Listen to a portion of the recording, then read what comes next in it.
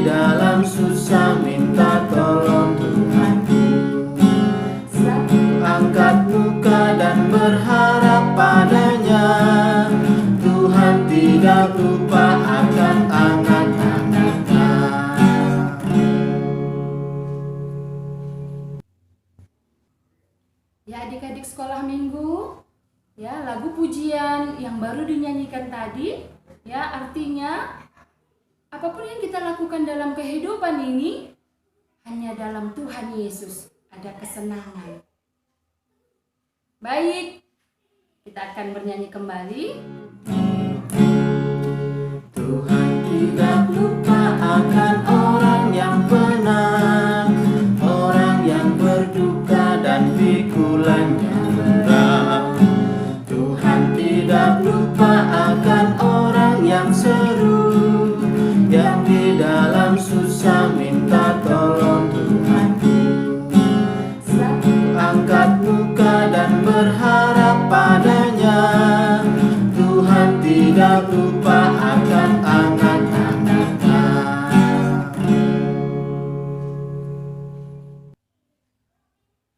Adik-adik sekolah minggu, kita akan mendengarkan kebenaran firman Tuhan. Namun sebelumnya, mari kita lipat tangan, tutup mata, kita berdoa. Tuhan Yesus, kami mengucap syukur. Engkau sangat baik bagi kami. Saat ini Tuhan, kami mau mendengarkan firman-Mu. Tuhan Yesus, Engkau memberkati semua anak-anak sekolah minggu, supaya firman Tuhan yang boleh mereka dengar hari ini, yang boleh kami dengar hari ini, akan memberkati hidup kami. Sehingga anak-anak nantinya boleh bertumbuh di dalam pengenalan yang benar akan Tuhan Yesus, Juru Selamat hidup mereka. Terima kasih Tuhan Yesus, kami menyiapkan hati kami, Engkau memberkati kami. Dalam nama-Mu kami berdoa dan bersyukur. Amin. Adik-adik, kita akan mendengarkan cerita firman Tuhan tentang Musa. Kalian harus mendengarkan apa yang aku perintahkan. karena aku penguasa negeri ini. Tidak ada yang boleh melanggar perintahku. Adik-adik, ini perkataan Raja Firaun pada waktu itu. Iya. Ada suatu bangsa, ya, namanya bangsa Mesir.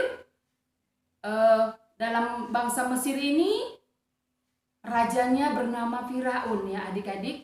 Setiap raja yang ada, ya, ketika pun raja berganti, namanya tetap Firaun. Nah, di suatu bangsa Mesir ini ada satu bangsa yang lain boleh tinggal di tempat mereka, yaitu bangsa Israel.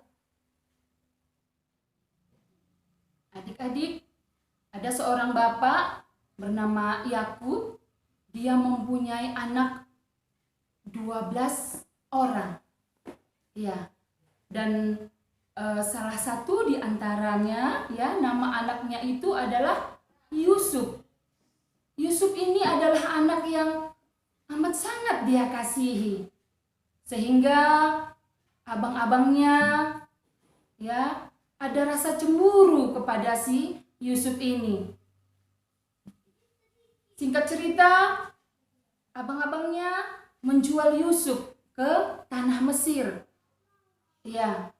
Nah, tapi di tanah Mesir Tuhan memberkati Yusuf sehingga ketika Raja Firaun bermimpi, ya, oleh karena penyertaan Tuhan bagi Yusuf, Yusuf bisa mengartikan mimpi daripada Raja Firaun tersebut. Ya, akhirnya Yusuf ini, ya, berjasa kepada Raja Firaun. Yusuf ini berjasa kepada bangsa Mesir.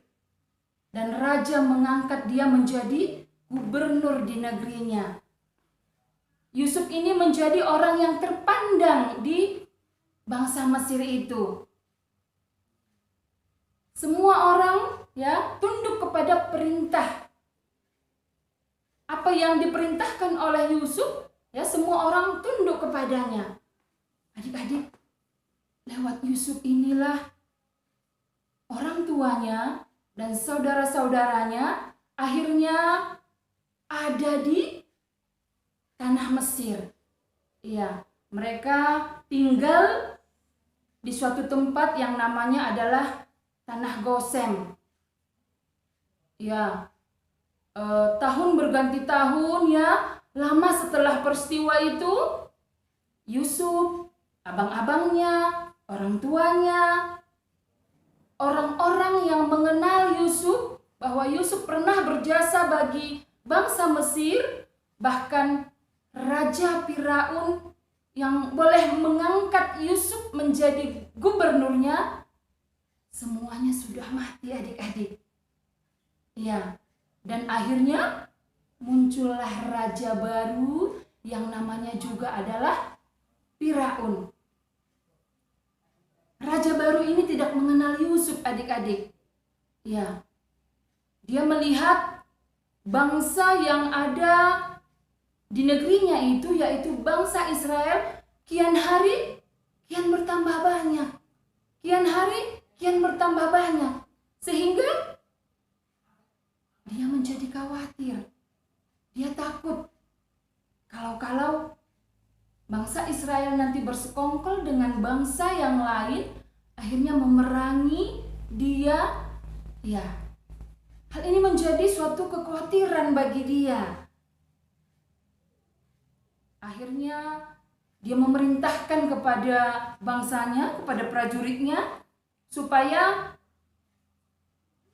para bangsa Israel yang sudah dewasa, yang sudah bisa bekerja, ya, semuanya, ya, yang laki-laki dipekerjakan untuk pekerjaan rodi, dipekerjakan untuk pekerjaan paksa, adik-adik, untuk mendirikan 2 gedung, ya, 2 gedung besar, 2 gedung perbekalan untuk penyimpanan bahan makanan. Tudung itu namanya Pitom dan Ramses.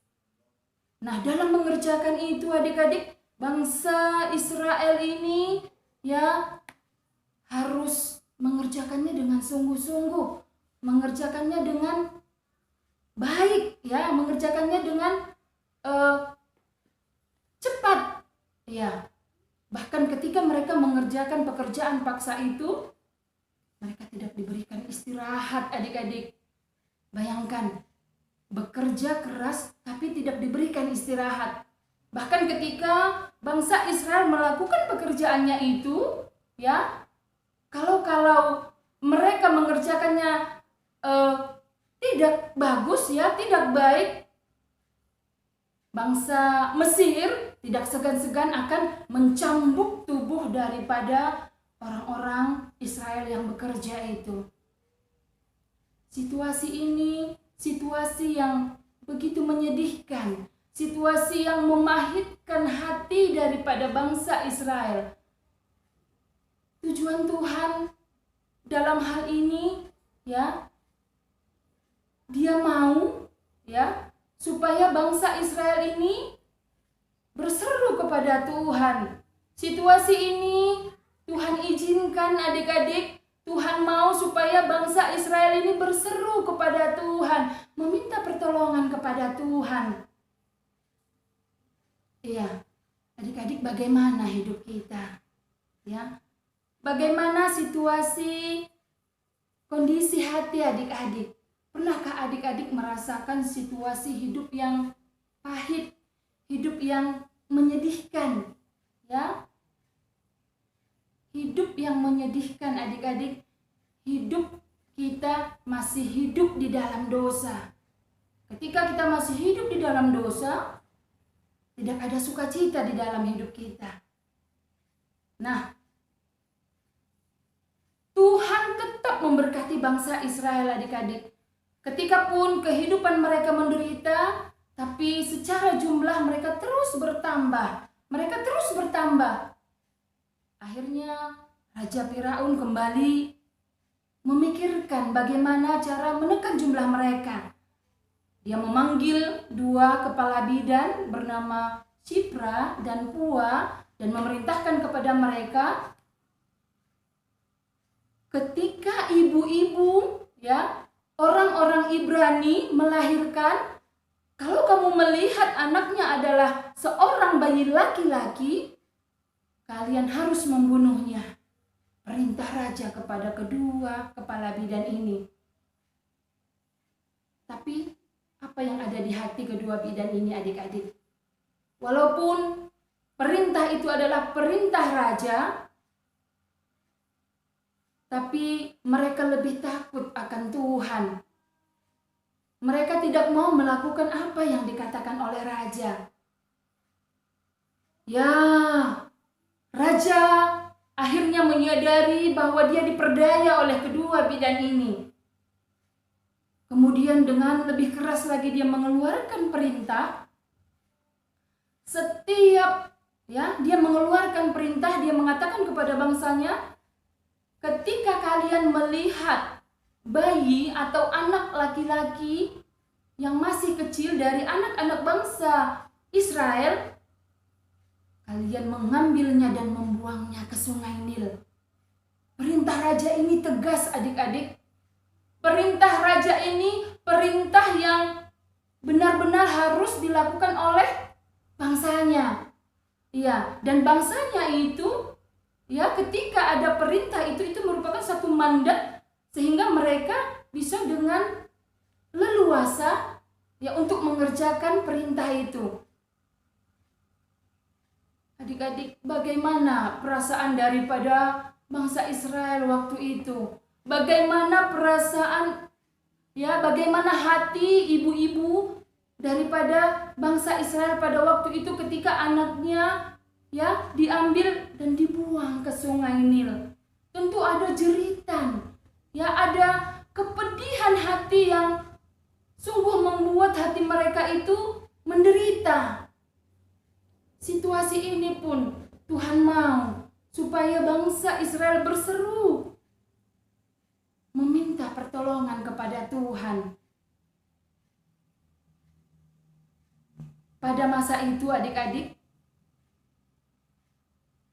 lahir seorang bayi ya dari keluarga Bapak Amram dan Ibu Yokebed.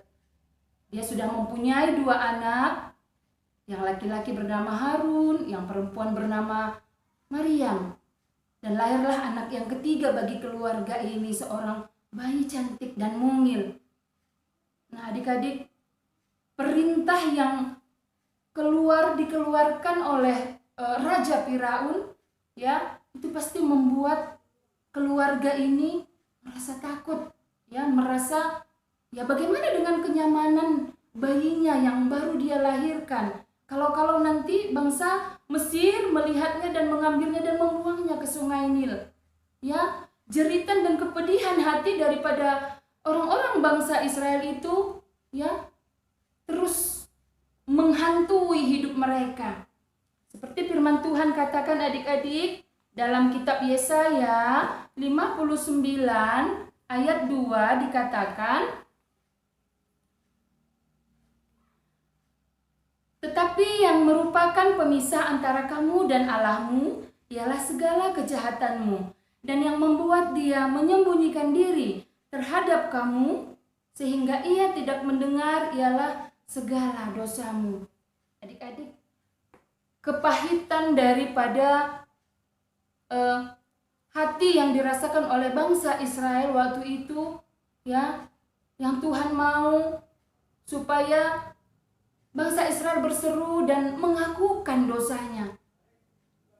Bagi kita pun hari ini adik-adik, Tuhan mau kita berseru kepada Tuhan ya, karena dosa kita itu menjadi pemisah antara kita dengan Allah itu. Nah, ketika bayi yang ketiga dari keluarga Bapak Amram dan Ibu Yokebed ini tadi lahir adik-adik, sebulan, 2 bulan, 3 bulan, mereka masih bisa sembunyikan di rumah. Tapi untuk selanjutnya, ya mereka tidak akan bisa terus menyembunyikan bayi ini di rumah. Akhirnya Ibu Yokebed ini mengambil suatu keranjang, ya, membuatnya dengan sangat baik, ya, supaya nanti keranjang ini boleh dia gunakan untuk keamanan bayinya. Ketika keranjang ini dia sudah buat dengan baik dan dia mengambil bayinya tadi, dia menaruh bayinya ke dalam keranjang tadi, dan dia membawa bayinya tadi ke Sungai Nil. Ya, dia bersama anaknya yang perempuan ya pergi ke Sungai Nil. Ya, dia melihat ke kanan dan ke kiri, apakah ada orang yang melihat begitu ya. Kemudian dengan sungguh boleh berharap kepada Tuhan, dengan hati yang sungguh berserah kepada Tuhan dalam doanya, ya, ibu ini pasti sungguh-sungguh berdoa kepada Tuhan adik-adik untuk keselamatan bayinya. Pasti ada seruan di hatinya, ya, karena ibu ini adalah orang yang mengasihi Tuhan. Ya, pasti ada seruan dari hatinya, Tuhan, biarlah Engkau yang menjagai bayiku ini. Engkaulah yang boleh tetap memberikan keselamatan kepada bayiku ini.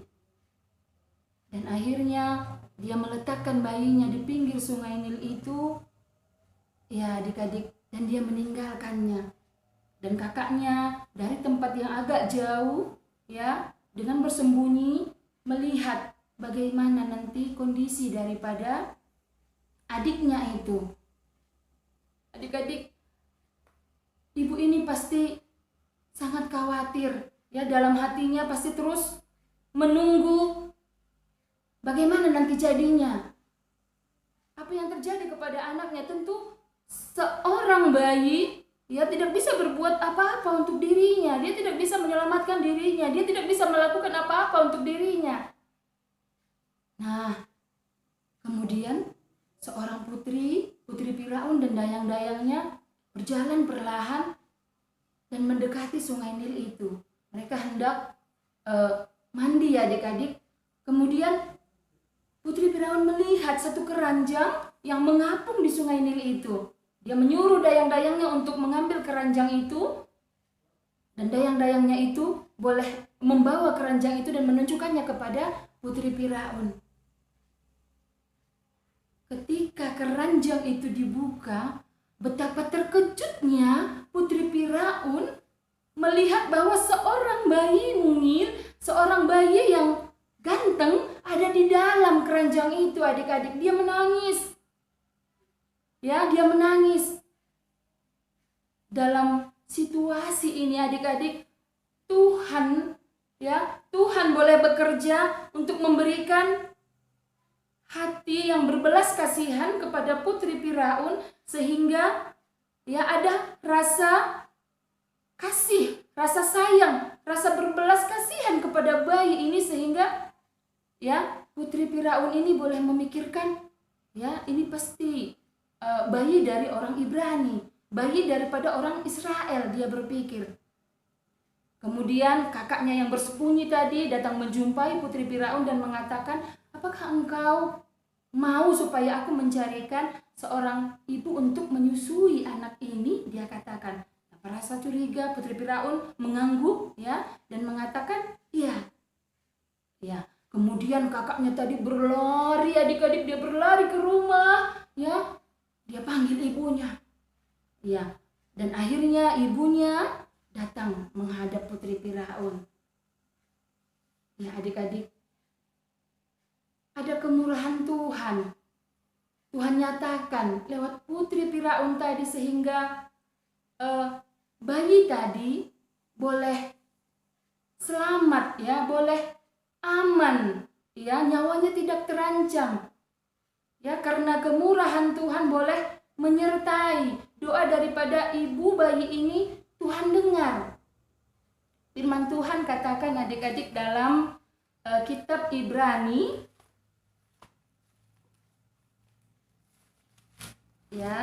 Ibrani 11 ayat 6 dikatakan, tetapi tanpa iman tidak mungkin orang berkenan kepada Allah.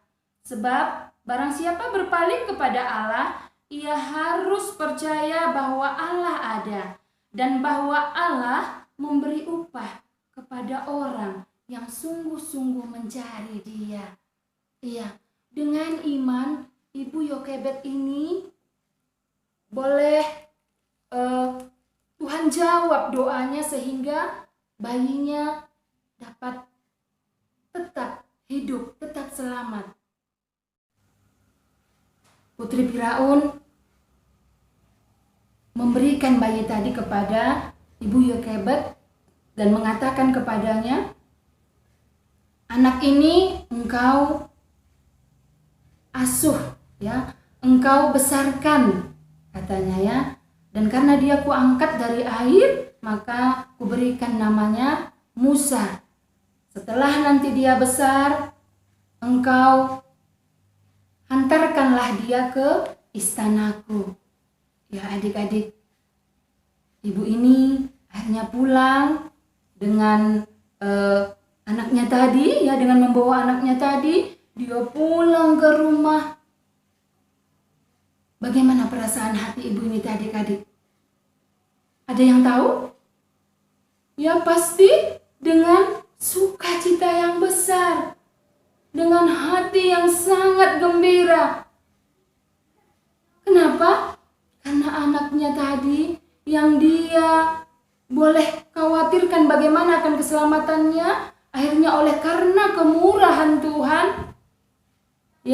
anaknya tadi boleh tetap selamat dan boleh kembali bersama-sama dengan dia di rumah dengan aman, tanpa takut diganggu oleh bangsa Mesir, tanpa takut diambil oleh bangsa Mesir, karena sudah ada jaminan dari Putri Firaun. Adik-adik, ada sukacita yang besar di dalam keluarga daripada ibu ini. Ada sukacita yang besar oleh karena anaknya kembali ada di tengah-tengah keluarga mereka. Ada sukacita yang besar bagi kita adik-adik ketika anugerah keselamatan Tuhan berikan kepada kita ketika kita percaya. Seperti firman Tuhan katakan, Akulah Tuhan dan tidak ada juru selamat selain daripada Aku. Dari kitab Yesaya 43 ayat 11. Iya, Tuhanlah yang menganugerahkan keselamatan itu kepada kita ketika datang kita kepadanya, percaya dan mengaku dosa.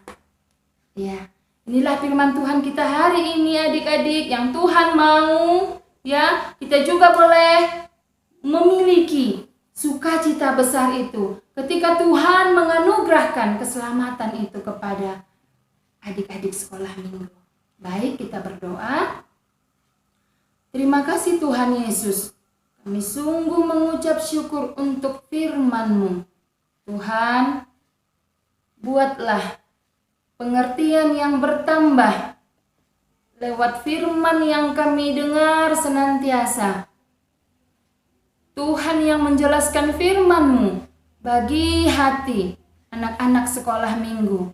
Sehingga ketika mereka boleh percaya kepadamu, anugerah keselamatan itu turun kepada mereka. Terima kasih Tuhan Yesus, terpuji nama-Mu. Dalam nama-Mu kami berdoa dan bersyukur. Amin.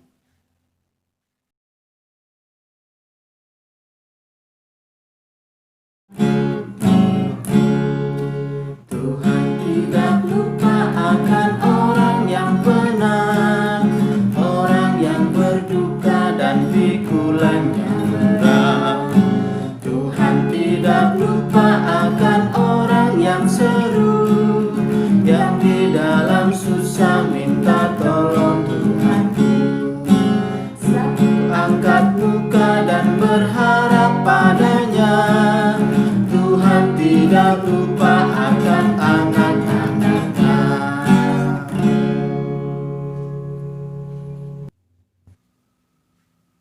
Demikian adik-adik ibadah kita hari ini ya. Apakah adik-adik sekolah minggu ada di rumah atau ada di tempat persekutuan di gereja ya.